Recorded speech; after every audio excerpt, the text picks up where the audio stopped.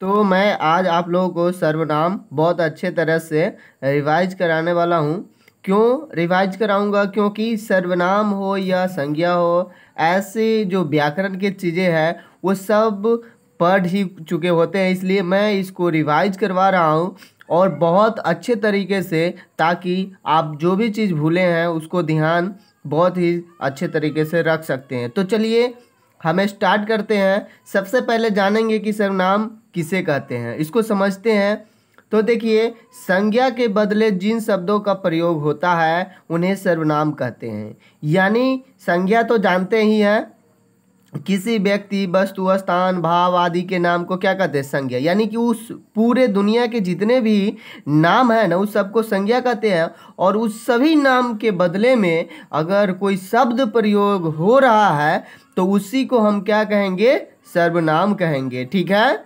तो जैसे में क्या है? मैं है, तू है, आप है, यह है, वह है, जो है, सो है, कोई, क्या, कुछ और कौन। ये जो आप देख रहे हैं ये मूल सर्वनाम है। यानी कि ये ही, इतना ही मूल सर्वनाम होता है। और जितने भी सर्वनाम है इसी सबसे बना हुआ होता है। इनकी संख्या मूलतः मतलब जो है मूल सर्वनाम 11 है। ठीक है, इसको ध्यान में रखना है। और इसी से बना हुआ है सभी सर्वनाम। अगला जो है कि सर्वनाम के भेद कितने होते हैं। तो आपके एग्जाम में चाहे कोई चीज़ का एग्जाम हो, यानी कि कोई भी क्लास में आप हो, आपसे ये सब पूछा जा सकता है। इसलिए आप लोग इसको इग्नोर ना करें और इसको समझने की कोशिश करें। सर्वनाम के मुख्यतः 6 भेद होते हैं। कितने भेद होते हैं? 6 भेद, जो इस प्रकार है। यानी कि नाम के बदले जो प्रयोग होता है उसके 6 गो भेद है। कैसे कैसे प्रयोग होगा? तो पुरुषवाचक सर्वनाम के रूप में, निश्चयवाचक सर्वनाम, अनिश्चयवाचक सर्वनाम, संबंधवाचक सर्वनाम, निजवाचक सर्वनाम और प्रश्नवाचक सर्वनाम। अब हम लोग देखेंगे कि आखिर पुरुषवाचक सर्वनाम किसको कहते हैं। तो इससे जाहिर सी बात है कि पुरुषवाचक मतलब पुरुष, पुरुष का बोध होता होगा उसमें। पुरुषों में कैसे पुरुष? तो जिस सर्वनाम से बोलने वाला, सुनने वाले या जिसके बारे में को कहा जाए, जिसके बारे में कहा जाए उसका बोध हो, उसे पुरुषवाचक सर्वनाम कहते हैं। जैसे वो क्या हो सकता है? जैसे मैं, मैंने, हम लोग, आप, वह, उसकी आदि। अब हम लोग ये भी जानेंगे कि पुरुषवाचक सर्वनाम के 3 भेद होते हैं, जैसा कि आप लोगों को भी पता होगा। उत्तम पुरुष, मध्य पुरुष और अन्य पुरुष। तो देखिए, उत्तम पुरुष जो होता है बोलने वाला होता है, सुनने वाला को मध्य पुरुष कहते हैं। और किसी और के बारे में बात की जाए, उसको दोनों को छोड़ करके उसको कहते हैं अन्य पुरुष। ठीक है। तो अगला जो है वह है निश्चयवाचक सर्वनाम किसे कहते हैं।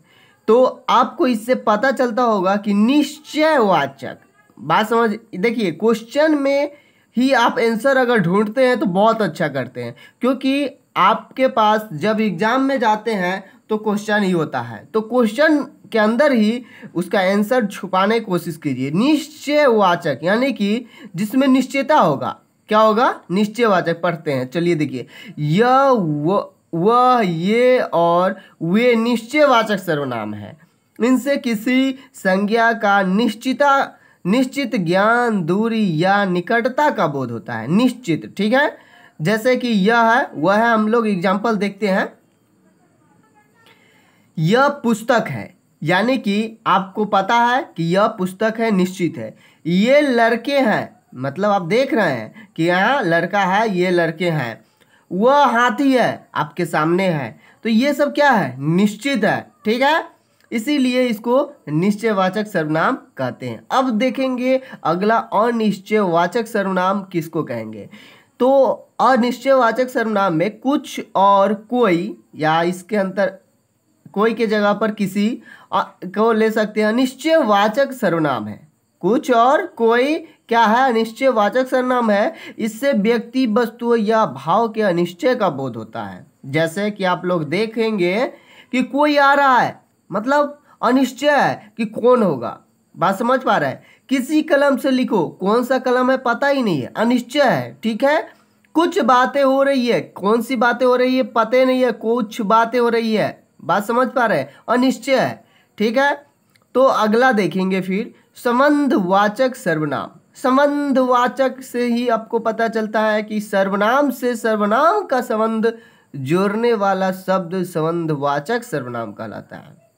यानी कि सर्वनाम जो होगा, संज्ञा के बदले जिन शब्दों का प्रयोग होगा उसी से उसी का क्या करेगा, करी को जोड़ेगा, ठीक है। जैसे कि देखेंगे जिसकी डैश उसकी, आप समझ पा रहे होंगे कि क्या होगा, जिसकी लाठी उसके भैंस, जो सोता है सो खोता है, आदि। इस तरह से आप देख सकते हैं एग्जाम्पल। फिर आपका नेक्स्ट जो है वह निजवाचक सर्वनाम। कि निजवाचक सर्वनाम किसे कहते हैं? तो आप निजवाचक सर्वनाम है, इससे निज या स्वयं का बोध होता है। क्या होता है? निजी, मतलब निज का बोध होता है, यानी स्वयं का बोध होता है, उसको निजवाचक सर्वनाम कहेंगे। जैसे आप लोग निजी कोई भी चीज़ सुने होंगे कि निजी है, ये मेरा निजी है, इसी तरह से इसको समझना है। जैसे कि मैं आप ही चला जाऊंगा, मैं, ये आप जो है ये दूसरा आप है, प्रश्नवाचक पुरुषवाचक में देखे होंगे वो दूसरा आप है, ठीक है। मैं आप ही चला जाऊंगा, ठीक है। आप पढ़ते हैं, अगर ऐसे रहते तो ये आप दूसरा होता। मैं आप ही चला जाऊंगा का इसका मतलब यह हुआ कि वह स्वयं चला जाएगा। इससे क्या होगा, निजवाचक सर्वनाम के अंतर्गत आएगा। आपका नेक्स्ट जो है और लास्ट है प्रश्नवाचक सर्वनाम। यानी कि इससे क्या, इसी से आपको पता चल रहा है कि क्या होगा, प्रश्नवाचक मतलब बताएगा। जिस सर्वनाम से प्रश्न का बोध हो उसे प्रश्नवाचक सर्वनाम कहते हैं। जैसे कौन खेल रहा है, क्या पढ़ रहे हो, इस तरह से अगर पूछा जाए तो आपको सर्वनाम के सारे एग्जाम्पल को याद रखने हैं, क्योंकि एग्जाम्पल आपको ऑब्जेक्टिव में पूछ देते हैं कि कौन कौन सा सर्वनाम है। तो प्रश्नवाचक इससे पूछ सकते हैं कि आप जो है, आप ही, वो कौन सा सर्वनाम है। और इसमें क्या होगा कि आपसे वाक्य भी दिया जा सकता है, क्योंकि इसमें कन्फ्यूजन हो सकती है, तो वाक्य के अकॉर्डिंग ये काम करेगा। फिर आपको यह है कि कोई आ रहा है, ये कौन सा कोई जो है वो इस वाक्य में कौन सा क्या है, सर्वनाम है। तो इस तरह से बहुत क्वेश्चन आते हैं। तो आप लोगों को ये वीडियो अच्छा लगा हो तो इसको लाइक कर दीजिएगा, और इस चैनल पर नए तो इसको सब्सक्राइब कर लीजिएगा। फिर मिलते हैं हम लोग आपसे नेक्स्ट वीडियो में। Thank you for watching.